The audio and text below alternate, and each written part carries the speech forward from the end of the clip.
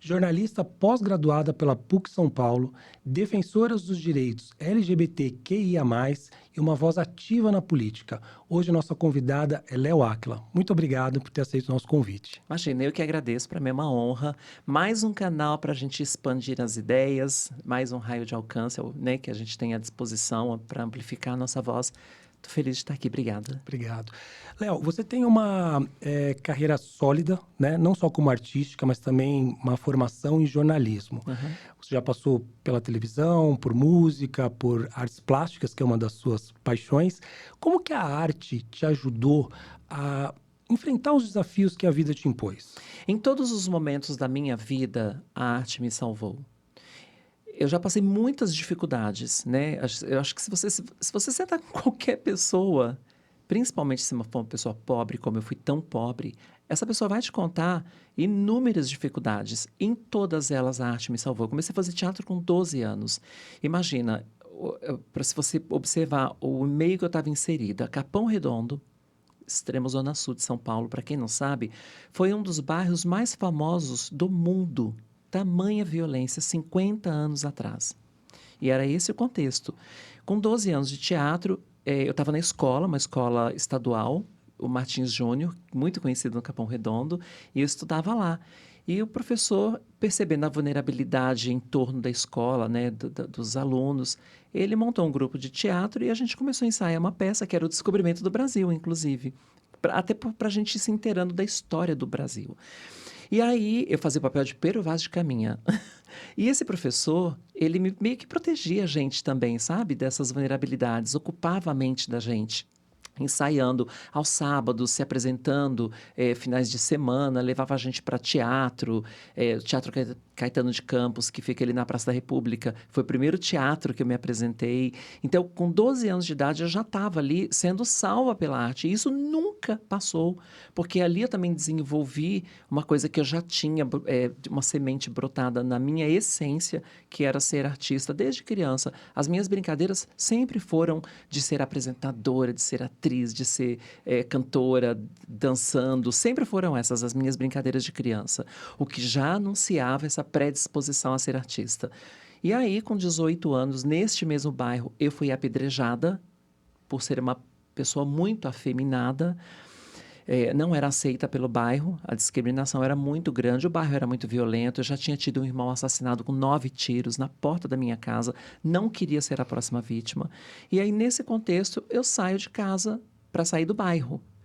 Né? Eu também, no dia que fui apedrejada, foi o dia que eu me assumi. A gente se assume primeiro gay, porque a gente acha que a gente é gay.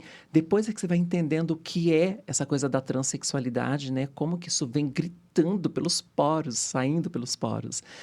E aí eu saio do Capão Redondo aos 18 anos. E foi de novo a arte que me salvou. Porque eu morria de vontade de participar do show de calouros naquele quadro dos transformistas. Porque eu não via aquilo como, são travestis, são prostitutas, são marginais. Eu não via nada daquilo. Eu via artistas se apresentando. Eu não tinha esses preconceitos, até porque a gente nasce sem preconceito, né? Uhum. É a sociedade que vai colocando em você todas essas amarras, essas crenças limitantes. E quando eu assistia ao show de calouros, eu falava, eu quero participar disso. Só que naquele contexto que eu estava, com uma família que nem sabia o que eu era, né, embaixo do teto dos meus pais, meu pai nunca aceitou muito bem, meu irmão no começo não falava comigo, levou 10 anos para voltar a falar comigo, quando eu me assumi no dia do apedrejamento. Então eu resolvi sair de casa para ter a liberdade de ser o que eu quisesse. E aí eu comecei, então, a fazer shows, né? Fui me apresentar no show de calouros, que é aqui que começa e que nasce a Léo Áquila. Porque eu fui me apresentar no show de calouros do Silvio Santos em 1992. E eu ganho o concurso do show de calouros. Eu estava competindo, eu estava nascendo como artista, porque eu não tinha experiência de palco ainda, eu não tinha nada de transformistas. Na época nem existia o termo drag queen. Era show, quadro dos transformistas. E ali eu fui me apresentar, fiz uma primeira apresentação, só que para você ganhar o troféu e se consagrar vencedora daquele quadro, tinha que ter 5 vitórias consecutivas. E eu tive a primeira vitória que eu nem esperava, porque eu só queria participar mesmo. Aparecer na televisão, ser vista, não existia internet, aparecer na televisão era o auge. Só que o que aconteceu? Eu ganhei. E eu juro que eu não esperava mesmo que eu fosse ganhar esse concurso. Eu entrei em pânico, porque eu falei, meu Deus, eu não tenho repertório. Eu não sou artista ainda, eu estava nascendo ali. Eu só tinha um grande desejo, um ímpeto, um dom, uma vocação, só. Era só uma vontade louca de ser artista, de querer estar no palco, né, de viver daquilo. E aí aconteceu que na segunda vitória eu ia desistir, porque a gente gravava no domingo de manhã para passar domingo à noite. No outro domingo, já era sábado, no outro domingo, que seria a minha segunda vitória, eu ainda não tinha nada para fazer, eu não tinha pensado em nada, eu passei a noite em claro, desesperada, falando a grande chance da minha vida, porque a gente não tinha muitos palcos à disposição, né? E o Silvio Santos era pioneiro em abrir portas pra gente. Falei, eu vou desperdiçar porque eu não sei o que fazer. E aí, de madrugada, eu abri a geladeira, parei na frente da geladeira e fiquei olhando assim pro vazio, né? Porque também não tinha nada, era pobre de maré, desci. Aí fiquei olhando, aí eu vi que lá no fundo da geladeira tinha um potinho assim, que era um pó de purpurina misturado em óleo, que eu tinha feito um trabalho, um quadro. Um trabalho artístico, né? Enfim. E aí eu peguei aquele potinho, abri e passei assim na mão e vi que ficou parecendo de metal. Aí eu falei, se eu pintar o corpo inteiro disso, vai ficar parecendo o Oscar. E foi exatamente o que eu fiz. Peguei um pacote de pó de purpurina que eu tinha, joguei uma lata de óleo, misturei, comecei a passar no corpo inteiro e fui assim, levei isso para o SBT e fui e fiz uma música que chama Carmina Burana, O Fortuna. Me pintei toda de dourado, colei o cabelo com gel, com spray, com tudo, pintei tudo de dourado e fiz essa música que é uma música meio ópera, assim, né? Uma música forte, potente, imitando o Oscar. E ganhei a segunda vitória. Aí eu chamei a produção para conversar e falei, vocês vão ter que me ajudar. Eu não tenho figurino, não tenho roupa, eu tenho várias ideias, mas eu não conhecia 25 de março, que é onde todos os artistas vão, que tem de tudo. O Brasil inteiro viaja para 25 de março para comprar pedrarias, plumas e todas essas coisas. Meu amor. Quando eles falaram, vai na 25 que você acha tudo, eu nunca tinha ido, que era bicho do mato, né? Eu não saía do Capão Redondo. Quando eu descobri 25 de março, eu falei, agora vai nascer uma estrela. Porque ali tinha tudo que eu precisava, meus olhos brilhavam em cada loja que eu entrava. E eu ali descobri o paraíso. E aí eu me tornei, naquela época, como era o termo usado, o maior transformista brasileiro.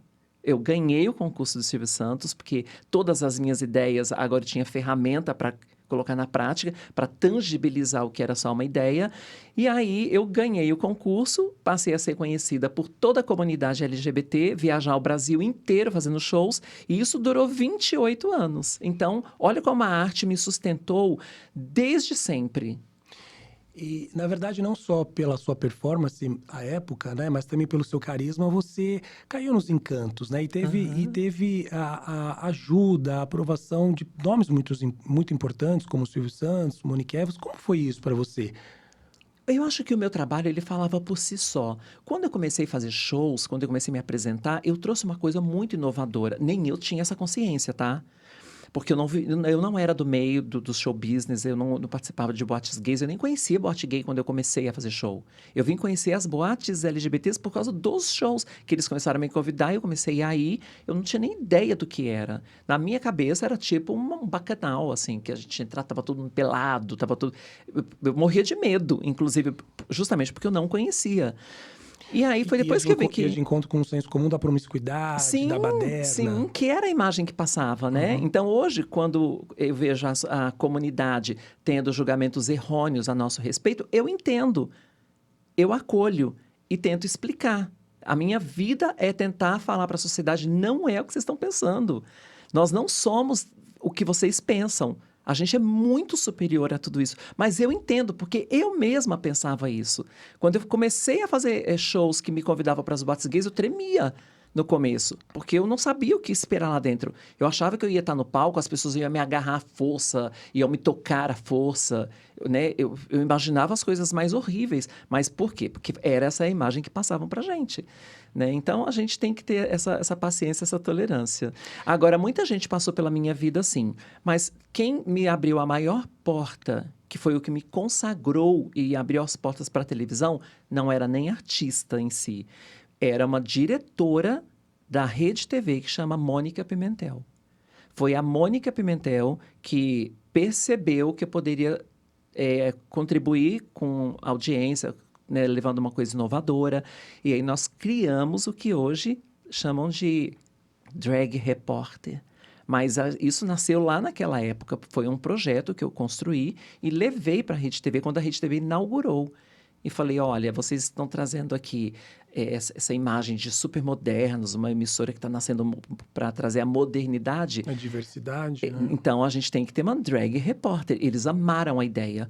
Fizemos um teste, colocamos no ar, a audiência bombou, e aí nasce a Léo Áquila da televisão. A Léo Áquila repórter. E você passou por algumas emissoras, né? E recentemente você deu uma entrevista que, na Record, você acreditava que as coisas seriam diferentes, né? E tomou conhecimento de que você não ficou como apresentadora, que você poderia estar lá, mas como convidada e não Sim. apresentadora. A saída da Record foi algo que te deixou reflexiva, te deixou chateada pela forma que as coisas foram conduzidas? Me deixou muito triste, porque eu me senti muito impotente diante daquilo. Não havia nada que eu pudesse fazer. Não adiantava juntar os pastores, os bispos, quem foi que pediu para me mandar embora e tentar convencê-los de que podia me manter lá porque eu era maravilhosa. Então, eu me senti completamente inútil, fraca, desprovida de tudo. Falei, meu Deus, não tem o que ser feito. Só que o que me assustou, e é aqui que nasce a Léo Áquila política, o que me assustou foi a nossa comunidade está totalmente desprotegida. Nós não temos um sindicato, nós não temos uma lei, nós não temos... O que a gente tem para defender a nossa comunidade? Nada. Nós estamos jogados aos leões. Enquanto comunidade, nós estamos jogados mesmo aos leões, né? A população LGBT. E aí eu começo a ter uma consciência de classe, de que alguém tem que fazer alguma coisa, alguém tem que lutar por isso, alguém tem que combater esse tipo de preconceito, alguém tem que ter voz, alguém tem que crescer. Então, olha quanta necessidade a gente ainda tem. E isso foi 2012. De lá para cá, que são 14 anos, pouquíssima coisa mudou. Olha para Record hoje, quantas pessoas trans estão no ar? Então, você percebe que a gente ainda... Para a história, né, para a eternidade, 10 anos, 15 anos, não é nada. 50 anos, 100, 500 anos, não são nada. Agora, a gente não tem esse tempo para esperar.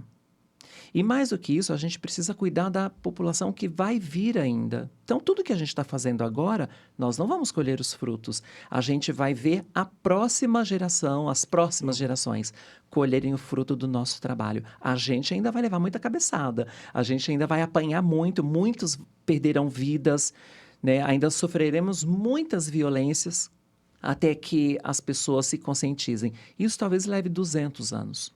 Você não tinha, até então, pensado em política.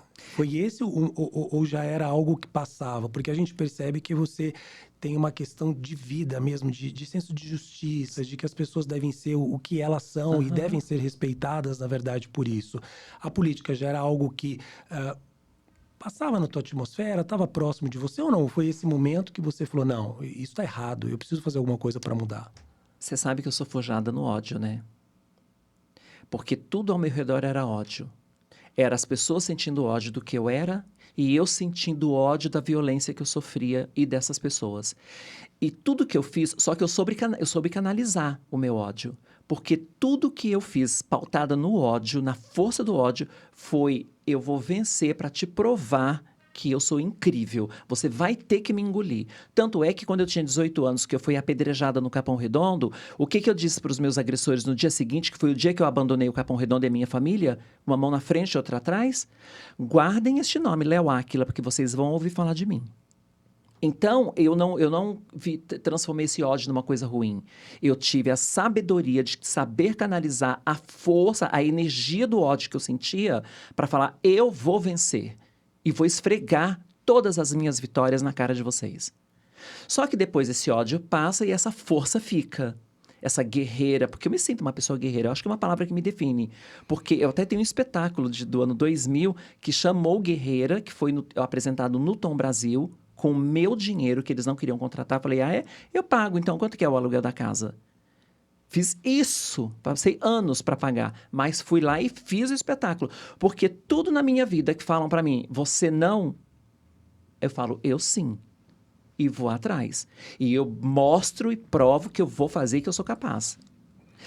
Por isso que eu te digo, em 2012, o Brito Júnior e a Tiziane Pinheiro, num programa na Record, ao vivo, à tarde, me perguntaram o seguinte: Léo, você acha que o Brasil está preparado para ter uma mulher trans, porque você disse para a revista Veja que seria ainda presidente do Brasil, uma mulher trans presidente desse país? E qual foi a minha resposta? Falei, não está. Mas eu vou preparar o Brasil para isso. E aí não importa se essa presidente vai ser a Léo Áquila, a Erika Hilton, ou se talvez a gente já tenha morrido, vai ser outra pessoa trans. Não importa. O dia que uma mulher trans, que uma pessoa trans chegar na presidência do Brasil, pode ser daqui 200 anos, eu serei essa pessoa. Porque essa luta nasceu em 2012 com essa você. fala. E de uma certa forma com você também, né? Sim. Porque até então nenhuma Não, outra... ninguém nem ousava pensar nisso. Ninguém ousava nem ser eleito nessa época. Você sabe que em 2004 eu era a única pessoa LGBT no país, legitimamente LGBT, levantando a bandeira, candidata. A única, 2004. Eu não parei até hoje. Em 2019, por causa do que aconteceu comigo em 2012, que foi a Rede Record me mandar embora por eu ser uma pessoa trans, e achar que eu não tinha direito ao trabalho, me tirar do meu sonho. Cara, eu entrei em depressão. Eu passei necessidade financeira, porque a Record, além de ter me mandado embora, ainda me impediu de aceitar um convite do SBT, do próprio Silvio Santos. Então, talvez eles não saibam, mas eles me tiraram 2 oportunidades, 2 sonhos de uma vez só. Porque eu também sempre sonhei trabalhar no SBT. Esse sonho eu nunca realizei. E talvez agora não role mais, porque agora, diante de tudo isso que eu te contei, em 2019 eu resolvi romper com a carreira artística. Por quê? Porque nós precisamos ter gente nossa eleita. Nós precisamos ter representatividade. Eu sei que é clichê dizer, mas quem não se representa é representado. Quem não governa é governado. Isso é uma das maiores verdades que eu tenho cravada na minha alma. Então, a gente precisa lutar por essa representatividade. E nem todo mundo está disposto. Porque você é hostilizado de várias formas quando você é candidato. Às vezes, pela própria comunidade. Ah, é porque o seu partido não gosta, ah, é porque não sei o que é, porque uma picuinha acolá. Às vezes pela própria comunidade. Já não bastasse todo o ódio que a gente enfrenta fora da comunidade, ainda tem essas subdivisões, essas outras gavetas que a gente tem que revisar para tentar agradar todo mundo, o que é impossível, que nem Jesus consegue, mas a gente tem que ser o mais universal possível para evitar tanto ataque, tanto ódio. Então, ser candidato não é tarefa fácil. A gente sofre muito. Teve uma dessas eleições que eu fui tão maltratada que eu cheguei a pensar, agora eu sei por que os políticos são tão ruins. Deve ser por isso. Porque a gente sofre tanto para ser eleito que quando é eleito você fala, então tá bom, agora eu vou descontar tudo. Eu acho que alguns políticos passam por isso, né? Porque eu cheguei a pensar isso numa época. É claro que foi um pensamento que passou pela minha cabeça, porque eu não sou isso na essência. Até porque eu sou o tipo de pessoa que eu não guardo ódio de quase ninguém. Só tem uma pessoa que eu odeio nesse mundo, uma. Se odiar alguém é passaporte para o inferno, eu vou, por causa desta pessoa. Mas é a única. Fora ela, nem quem já deu na minha cara eu não odeio. Eu combato. Por exemplo, eu não gosto do Bolsonaro. Mas é uma pessoa que eu quero que morra, que eu quero dar na cara? Não, eu quero combater politicamente, no campo da política. Então, eu vou lá, eu refuto tudo que eles falam, né? Eu trago dados, eu trago vivência, eu trago especialização. Coisa que eles não têm, porque a família Bolsonaro não estuda. Então, o que eu faço? Eu estudo para, no campo das ideias, combater o que eles estão dizendo. Durante esse período, a gente, voltando um pouquinho lá para trás, hoje, mudou, porque a sociedade mudou. Hoje nós temos uma abertura maior para a comunidade. Na questão da política, você percebe que houve mudanças, houveram mais aberturas? Sim, mas prego que se destaca leva martelada. O que estava acontecendo durante um período da história, assim, um período muito grande? E a gente te aceita, desde que você não depinta. Desde que você não apareça muito. né? Desde que você faz o seu trabalho à noite e volta para o armário durante o dia. Então tinha esse conceito assim meio higienista de não querer te ver, de você não dar pinta, né? Tanto é que todo mundo que é LGBT já deve ter ouvido uma vez na vida, mas não precisa, tudo bem ser gay, mas não precisa ser tão afeminado. Isso é um tipo de violência. Eu ouvi muito isso. E eu não era afeminada porque eu queria, era a minha natureza. As pessoas nunca entenderam isso. A minha própria mãe, coitadinha, por falta de conhecimento, cansou de falar, não precisa ficar cheia de trimelique, não precisa ser afeminada, não precisa... Mas era a minha natureza, eu simplesmente não conseguia. Eu era o tipo de gay tão afeminado na época que eu, parada, de perna aberta, com a mão no bolso, o povo me chamava de viado na rua. Porque eu não conseguia disfarçar. Eu sempre fui uma garota desde criança. Eu, com 5 anos de idade, falei para minha mãe, eu sou menina. Eu tinha 5 anos de idade. Isso não mudou até hoje. Hoje eu sou a mulher que eu quero, empoderada, dona de mim, né? Estudei, então sou bem articulada, sei conversar, sei combater, sei debater, mas eu não sabia, então eu sofri muito. E até porque a gente cresce na ignorância de acreditar cegamente que ser homossexual é pecado. Então eu me sentia, durante muitos anos, uma aberração. Hoje eu tenho consciência que não é, né? Existe uma má interpretação desse texto bíblico, porque essa palavra homossexual, ela tem menos de 200 anos, ela nem existia naquela época. Como é que ela foi parar na Bíblia? Então eu questiono essas coisas, né? Eu sou um ser pensante eu ser um ser pensante também não diminui a minha fé em Deus, por exemplo. Eu só não acredito que um Deus que sabe de tudo, que criou o mundo, que já sabia meu nome antes de eu nascer, vai me mandar para o inferno. Por quê? Se ele já sabia que tudo isso aqui ia acontecer. Ah, mas você tem livre-arbítrio. Eu não acredito em livre-arbítrio, não.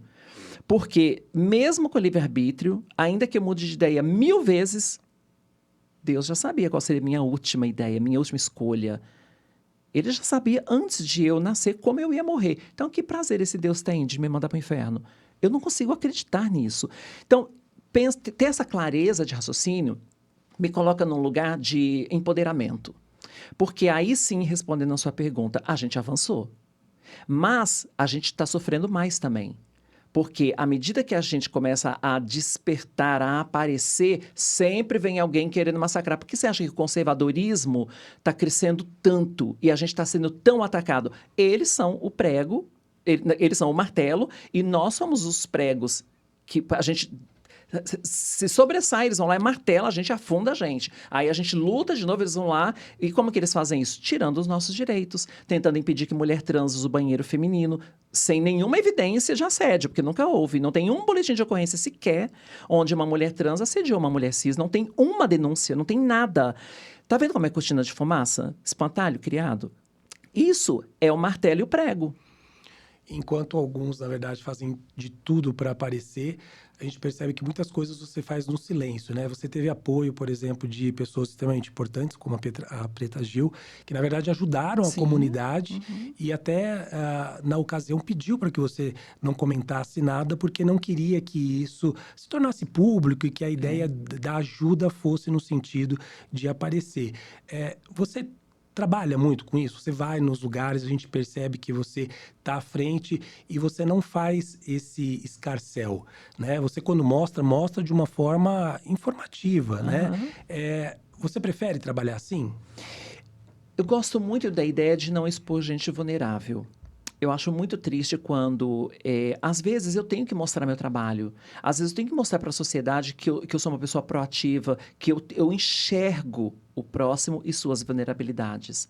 Só que a pessoa está tão vulnerável, aí me sinto tão mal, sabe? Você foi lá, você salvou uma família, aí você fala, ó, isso aqui vai ser meu case de sucesso. Aí você explora a imagem daquela desgraça pelo seu bem. Isso me incomoda muito. Infelizmente, isso é um mal necessário. Porque se eu também não mostro, eu não inspiro outras pessoas a fazerem o mesmo e eu não dou satisfação do meu trabalho para a sociedade. Só que aí eu fico escolhendo qual das vulnerabilidades eu vou explorar, bem entre aspas aqui, tá? Porque aquelas pessoas que estão muito machucadas, elas autorizam porque elas não têm mais nada a perder. Elas já estão tão desacreditadas, sabe? O desalento é tão grande que é tanta tristeza que elas falam, mostra, dane-se. Mas eu sei entender isso, eu sei perceber isso, aí essas pessoas eu evito mostrar. Então eu faço muita coisa por muita gente que ninguém fica sabendo, porque eu não quero expor as pessoas vulneráveis para isso, não quero que elas sejam o degrau para que eu suba. Sabe, eu acho que o trabalho da gente reverbera, porque eu acredito na energia da verdade. E a verdade tem uma energia avassaladora. Então, quando você fala e o que você está falando é verdade, você não precisa mostrar, porque essa energia, ela é avassaladora. Ela bate no outro lado com uma força tão grande que a pessoa nem questiona. Ela simplesmente acredita. Ela nem ela sabe porque ela está acreditando, mas ela acredita em você. E eu sinto que as pessoas, quando me ouvem, elas acreditam em mim. Eu não preciso ficar mostrando, provando. Se eu estou falando eu fiz, é porque eu fiz. E ponto final. E isso se chama voto de confiança, que é diferente de voto. É voto de confiança quando a pessoa sente a sua verdade conversando com você, no seu olhar, no tom da sua voz. As pessoas sabem, reverbera, não adianta. Então eu acredito mais que eu vou colher os frutos por essa reverberação da minha verdade do que mostrando o fato em si, expondo gente vulnerável. Eu acho isso cruel. E esse bom senso também, esse cuidado, né? Porque a vaidade, muitos políticos usam isso por conta da vaidade. Olha, eu tô ajudando, né? E você sabendo que mesmo isso podendo te favorecer, você prefere, na verdade, não expor por conta Sim. do próximo, né? Do olhar de sensibilidade à situação do próximo, né? Eu acho que isso vai conversar com uma coisa das bets que a gente está vivendo. Eu recebi uma proposta de um chinês por 2 milhões de reais divulgar bet por 3 meses. 2 milhões de reais. Esse dinheiro salva qualquer um de nós. Não é um dinheiro desprezível. Eu estou falando de 2 milhões de reais. E por que que eu não aceitei? Porque eu não quero que o meu sucesso venha pela desgraça dos outros. Então, é a mesma coisa. Eu prefiro ganhar o voto de outra maneira do que expor gente que já está na merda total e absoluta. Eu ainda vou explorar isso como se fosse um troféu. Eu teria vergonha de fazer isso. E que confiam em você também, né? Que confiam no Claro. que você faz, a sua voz é Uhum. importante. Se você falar, olha, vai lá e joga porque eu joguei e ganhei, a pessoa também vai fazer. Você sabe que não é o certo, Você né? sabe que eu virei em São Paulo a gestora da empregabilidade, que foi a principal bandeira que eu levantei como coordenadora da diversidade. Em 2024 e 2025, nós conseguimos, quando eu digo nós, porque ninguém faz nada sozinho, tem uma equipe minha por trás, nós conseguimos 20 mil vagas. Foram 9 mil em 2024 e 11 mil em 2025. Foram 20 mil vagas de emprego. Eu não fico expondo essas pessoas. Eu exponho quem? Aquelas que já se mostraram. Olha, eu tô aqui no meu emprego, olha meu crachá, foi através do mutirão da Léo. Aí eu falo, você permite que eu mostre? Então eu tenho no meu canal, em todas as minhas redes, inclusive, está fixado um vídeo da Ayla, que é uma menina trans, que arrumou emprego, a história dela é emocionante. Como ela mesma fez e deu entrevista para um monte de site, porque a história dela ganhou uma visibilidade muito grande, aí sim, nesse caso, ela mesma já se mostrou. Então eu vou lá e falo, ó, esse é o meu troféu. Porque ela também compactua com isso. Para ela também foi interessante. Ela virou uma estrela na empresa que ela trabalha por se expor, né? Então, eu aproveitei e fui no hype dela, porque afinal de contas ela arrumou aquele emprego porque nós fizemos o mutirão de emprego e ela foi, né? E lá eu falei, apresentei ela para a empresa e falei, olha, contrata ela, por favor. Sabe, eu contei a história dela, já tinha me contado antes, e ela conseguiu um emprego e está super bem, né? Tem outras meninas trans também que falam, ai, não quero me expor, então eu respeito. Mas essas que se expõem, essa sim eu faço questão de mostrar. Mas para você ver, né, eu empreguei, nós empregamos 20 mil, empregamos não, mas foram 20 mil vagas que a gente abriu no mercado de trabalho para pessoas trans e LGBTs. Eu chamo o mutirão de LGBT trans, porque as vagas são vagas específicas para essa comunidade, são vagas afirmativas. Só que a prioridade na contratação precisa ser para as pessoas trans, porque são os mais vulneráveis, principalmente as mulheres trans. E olha que a gente estava conversando antes de começar essa gravação, quando eu falo da vulnerabilidade da mulher trans, eu nem posso medir com a minha régua. Eu sou branca. Dentro dos padrões impostos, eu sou bonita. Né? Eu tenho procedimentos estéticos que me possibilitaram isso. Tem menina que não tem isso. Então, quando eu olho para a vulnerabilidade trans, eu não estou falando de uma Léo Áquila, eu estou falando daquela que está lá na ponta da linha, que a política pública tem que chegar nela. Por isso que o mutirão de empregabilidade é pensando nessas pessoas. Por isso que chama LGBT trans. Então, antes de fazer um mutirão, eu sempre dou uma palestra para os selecionadores para evitar os vieses inconscientes. Porque são os vieses inconscientes que afastam essas pessoas do mercado de trabalho. Ou seja, o que é viés inconsciente? É você já julgar a pessoa pela aparência. Antes de ouvir, antes de conhecer a história, antes de falar bom dia, em um segundo você já julgou essa pessoa. Então, para evitar esses vieses inconscientes, eu faço uma palestra um dia antes do mutirão. Para você ver como é tudo trabalhado, essa pessoa é contratada, é a segunda etapa. Qual que é a terceira etapa? O acompanhamento. Porque são vagas assistidas. Tem meninas trans que estão trabalhando em empresas que a gente arrumou um emprego para ela 2 anos atrás. Até hoje eu acompanho essa menina para ver se está tudo bem, se ela não está sofrendo nenhuma violência, se ela está sofrendo violência de gênero, se ela foi promovida ou não, por que não? Se outras pessoas já foram promovidas no mesmo período de tempo, se está acontecendo alguma coisa, se está precisando de mais letramento, se está precisando de capacitação. E na prática, qual o resultado que você chega? O mercado está mais aberto, as pessoas estão mais compreensivas, estão acolhendo, ou você ainda sente que há um Houve um preconceito? recuo. Já foi bom, já foi melhor. Mas depois do Trump, houve um recuo. Se você olhar para o que aconteceu na parada LGBT esse ano, de a gente perder 60% dos patrocinadores, também perdemos mais vagas, pessoas trans também foram dispensadas. Por quê? Porque eles pararam de praticar nas empresas política de diversidade. Política de acolhimento, porque não é nem inclusão, a gente estava já revendo esse negócio de inclusão para virar acolhimento, estava indo super bem. Então, tudo isso foi um baque para muitas empresas. Tem empresas que parou de fazer. Me ligou e falou, Léo, a gente não vai mais fazer, né? Não temos mais vaga para essa comunidade. Então, foi muito difícil. A gente está tendo que... Isso foi um terremoto que passou pela nossa vida. A gente está tendo que juntar os cacos para recomeçar. Olha como a gente está correndo risco, perigo. E quem vai alertar essa comunidade? Alguém tem que dar voz. Então, eu te agradeço por isso. Porque o que você está deixando a gente falar aqui, talvez uma emissora que tem um vínculo enviesado para a direita não me permita dizer. Mas a comunidade LGBT corre risco. Nós estamos em perigo. Alguém precisa saber disso. Alguém precisa deixar a gente falar sobre isso sem nos cortar.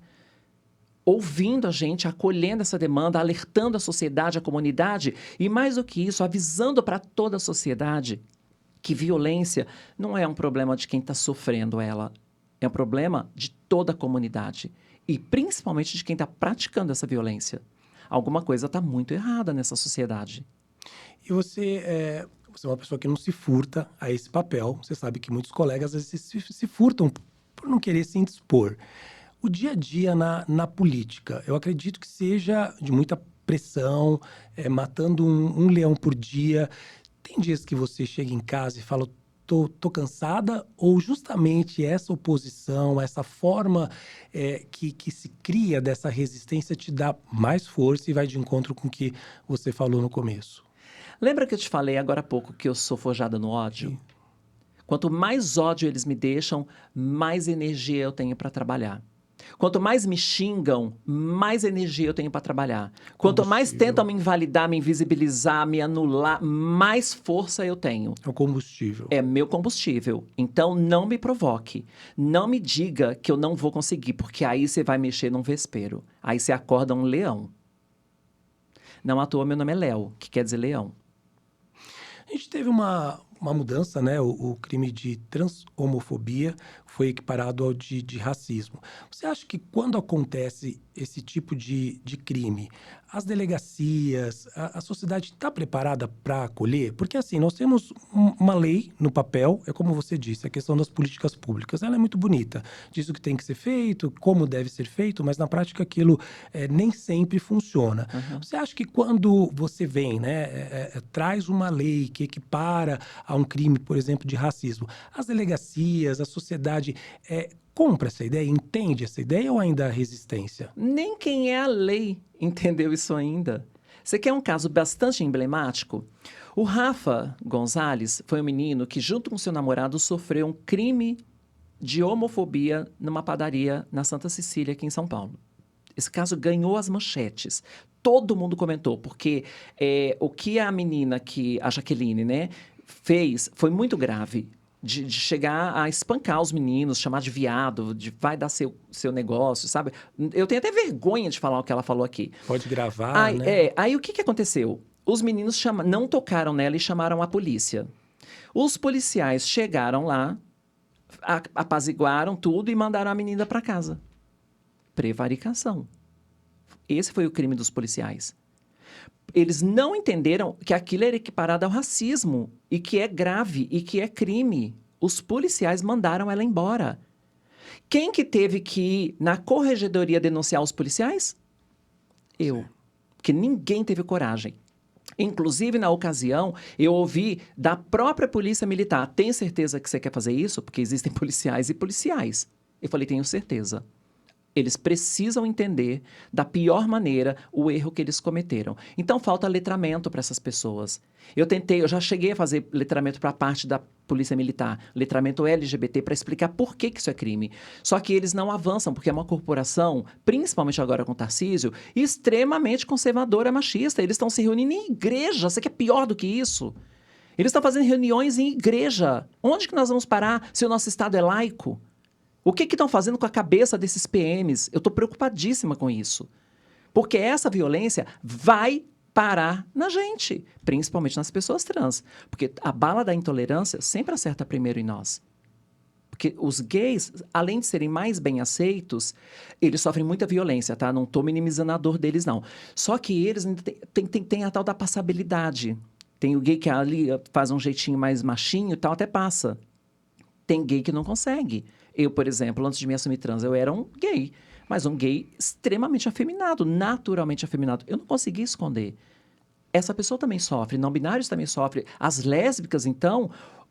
A gente acabou de ver essa semana, na semana da gravação desse podcast, 2 lésbicas assassinadas. Quantas mais precisarão ser?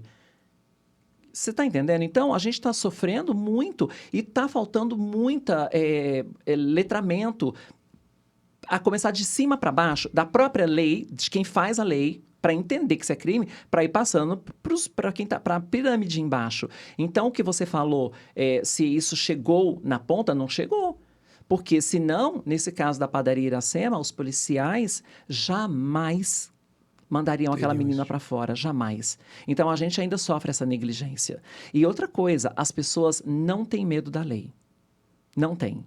Elas nos hostilizam, nos violentam a cada esquina, sem medo de ser feliz. E parece que o bolsonarismo deu para essas pessoas uma espécie de passaporte da alegria. Pode fazer, está legitimado. Né? E quando eu pego o vídeo do Bolsonaro falando, dá um couro que melhora, ele está fomentando a violência. Então, não tem como LGBT ser de direita e votar em Bolsonaro. E isso é a barata votando no inseticida. Eles não entenderam isso ainda. Tem trans de direita, isso é a coisa mais absurda. Isso é loucura. Essa pessoa está doente, não é possível. Como é que uma pessoa pode votar em Bolsonaro? Como? Não tem explicação. A não ser que você seja padrão, hétero, conservador, branco. Aí sim, aí eu vou te entender, né?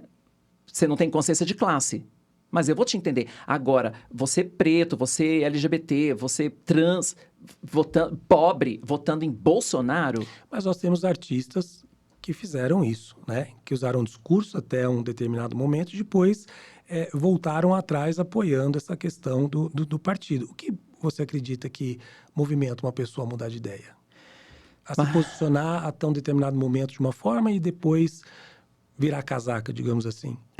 O Alexandre Frota foi acusado disso. Né? Foi eleito ali batendo nas costas do Bolsonaro e depois pulou fora do barco. Primeiro era brother, depois virou traidor. Isso aconteceu com o Alexandre Frota, mas existem inúmeros, né, casos, se a gente for citar. Eu acho que pode ser 2 coisas. Muita gente, olhando para os números, né, para a votação, se filia ao PL. Por quê? Porque acreditando que Bolsonaro vai arrastar uma multidão de gente para votar, é mais fácil se eleger onde tem mais voto. Então tem gente que se filia ao PL só para ser eleito. E depois cai fora. Então, tem esses casos e tem gente que entra no estado de consciência mesmo, de falar, não, eu não posso mais compactuar com isso. E sai fora. Então, acho que tem de tudo. Mas tem muita gente calculista nessa história. As redes sociais hoje, a gente não tem como negar a importância delas, né? E muitas vezes você vai para as redes sociais, como nesse caso, por exemplo, da padaria, salvo engano, você foi e Fui. você demonstra a tua indignação com inúmeros acontecimentos que tem, vai atrás, mostra, né? E a gente não está, nesse caso, claro que os rapazes também eram vulneráveis, mas não dentro do contexto que até então você tinha exposto. Você acredita que a tua voz na rede social é forte para poder ajudar, despertar? Porque é um trabalho de formiguinha É. também, né? Eu tenho muito seguidor e os meus vídeos, eles têm um alcance muito grande. Graças a Deus, tudo que eu posto amplifica muito a minha voz. Serve de inspiração para gente de todo o país, para militantes de todo o país. Desperta muita gente que estava adormecida. Tira muita gente do armário. De falar, olha, ela está me empoderando. Se ela está falando que vai dar certo, que é para a gente se candidatar, então eu vou me candidatar. E é muito importante que a gente continue fazendo isso. Junto com o meu corpo jurídico encabeçado pelo Dr. Diego Cândido, eu processo todo mundo que passa pela minha vida.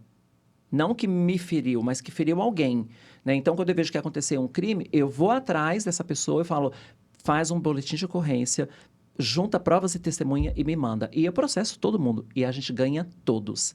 O problema é que é uma enxurrada de violência. A gente não dá conta. Porque nós não temos ainda leis que nos protejam. Quando você olha para os poucos direitos que nós temos, quantas são leis? Quantos direitos são leis? Nenhum.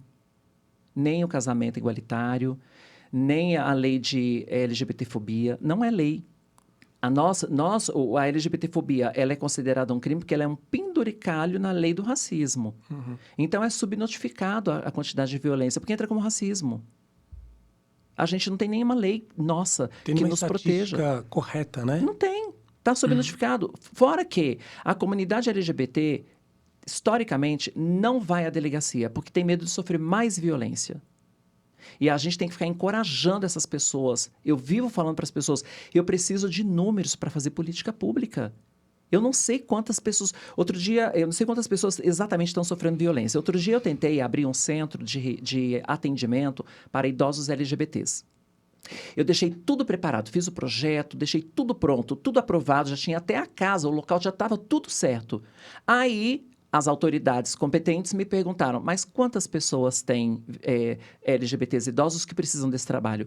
Eu não soube responder, porque nós não temos dados. A gente não tem pesquisa, a gente não tem boletim de ocorrência. Então, quando eu quero falar sobre direitos LGBTs e do tamanho da violência que a gente sofre e que é a cada esquina que a gente está, todo mundo me pergunta, tá, mas quantas? A gente não sabe responder.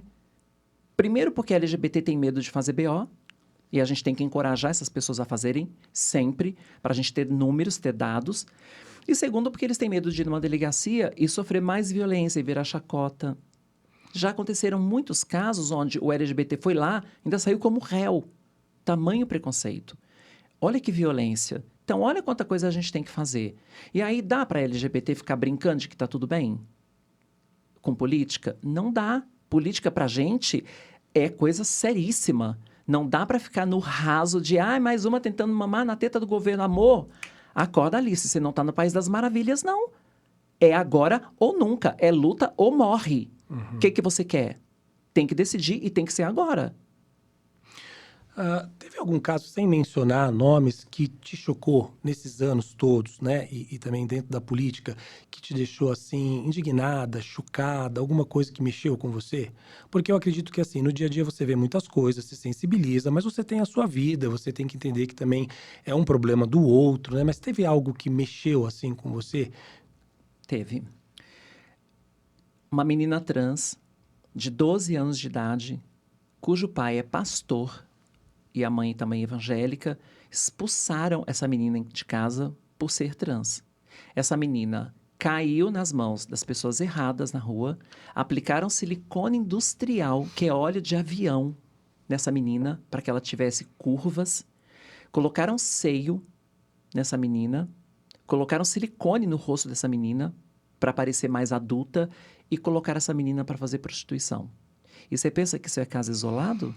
Te apresento umas dezenas de casos assim espalhados pelo país que a gente atende.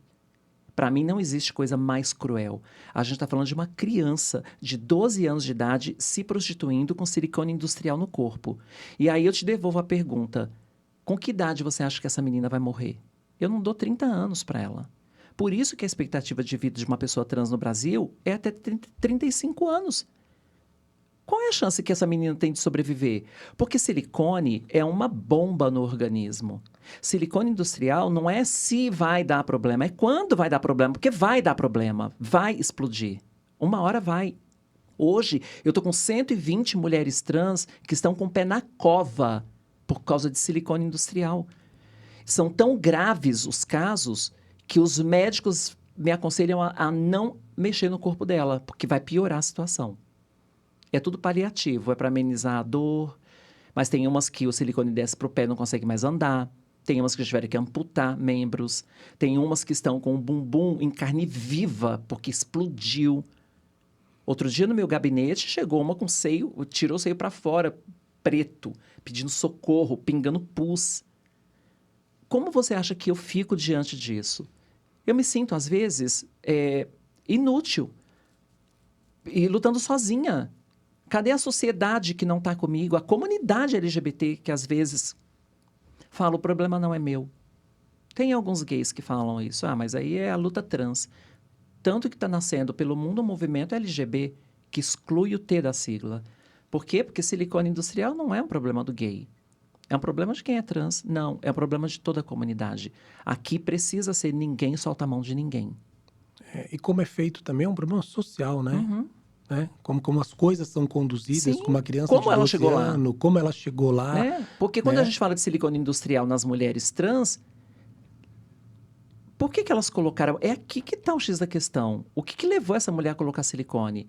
E aí a gente entra numa questão de saúde mental e vamos falar de disforia. Tem mulher trans que tem vários tipos de disforia. Nós temos um caso, inclusive, que a menina tinha disforia com o pênis. Disforia é quando você não aceita o seu corpo.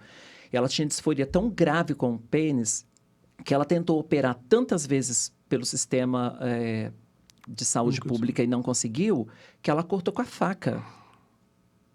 Sobreviveu. Aí, depois disso, resolveram operar, consertaram o erro. Ela tá ótima e tá super feliz. Maite Schneider é o nome dela. Uma grande ativista de empregabilidade também, cofundadora da Trans Empregos.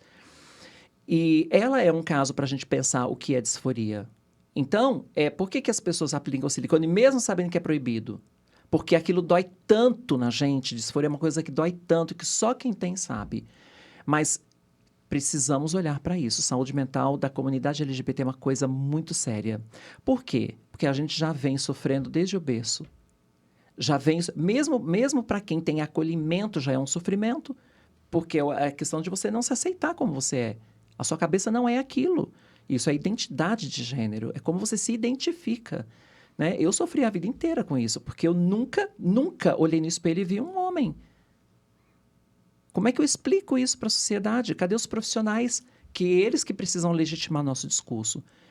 Por isso que reversão, terapia de reversão, tem sim que ser proibido. Se você tivesse a possibilidade de fazer uma lei, qual que seria o escopo dela? Nossa, eu ia ter que... na verdade, eu já pensei muito sobre isso, sabe? Vai ter que ter páginas e páginas, porque tá tudo errado. A gente tem que resetar e começar. Né? A gente tem que começar lá do Estado laico, que não está sendo respeitado, que tem muita gente enfrentando e afrontando esse Estado laico para caber às suas religiões, só aquela religião em determinado lugar. Outro dia eu estava em Brasília, passando pelos corredores, eu passei em frente a um gabinete, estava tendo um culto. Dentro da Casa das Leis, que sabe que o Estado é laico, inadmissível. Como seria inadmissível um axé, um tambor, uma macumba, qualquer coisa? Porque a gente está falando da casa do povo, da casa de fazer leis e de contemplar universalmente toda a sociedade. Então, essa pergunta só é a pergunta de milhões. Não existe uma coisa só. A gente tem que mexer em muita coisa, tem que mexer na estrutura para caber todo mundo. Política tem que ser universal. O conselho que eu dou para as pessoas na hora de votar principalmente, né, eu estudei política na minha pós-graduação na PUC, as pessoas falam, pá, tá, mas eu não tenho estudo e eu não sei votar. Então, você tem que olhar para alguns dados. E um deles, que tem que ser levado em consideração, principalmente esse ano, é o político que eu estou votando, ele pensa em todos os corpos? Ele pensa em todo mundo ou ele exclui alguém? Se exclui alguém, esse político não pode ter seu voto. E aí não importa se ele é de direita ou de esquerda. Eu estou falando de amplificar, né? De ser universal. A minha política tem que impactar toda a sociedade. E não só um certo grupo. É o que falta hoje, né? É. Pensamentos assim, Sim. né? Do coletivo, né? Tem que pensar na sociedade como um todo. Nós temos uma pergunta aqui, final da nossa entrevista. Eu queria que você voltasse um pouquinho lá na sua infância, sobre a sua trajetória. Pensasse, se você estivesse diante de um tribunal, pela sua trajetória, qual você acredita que seria a sua sentença? Para quem? A sentença para você. Da sua trajetória, pensando em toda a sua trajetória, vamos supor que você estivesse num tribunal para ser absolvida, culpada, né? Qual você acha que seria a sua sentença? Eu acho que eu não entendi sua pergunta. Porque, assim, seria eu me julgando? Não. Estaria sobre o julgamento de um tribunal. Mas por quê? Não cometi crime nenhum? Não, mas pela sua trajetória de vida. Ah. Pelo que você fez, pela sua trajetória de vida. Nossa Senhora. Cara, eu sou uma pessoa... É chato a gente ter que falar de si própria, né? Mas eu nunca fiz mal a ninguém. Tudo que eu conquistei na minha vida foi com muito suor, com muito trabalho e com muita honestidade.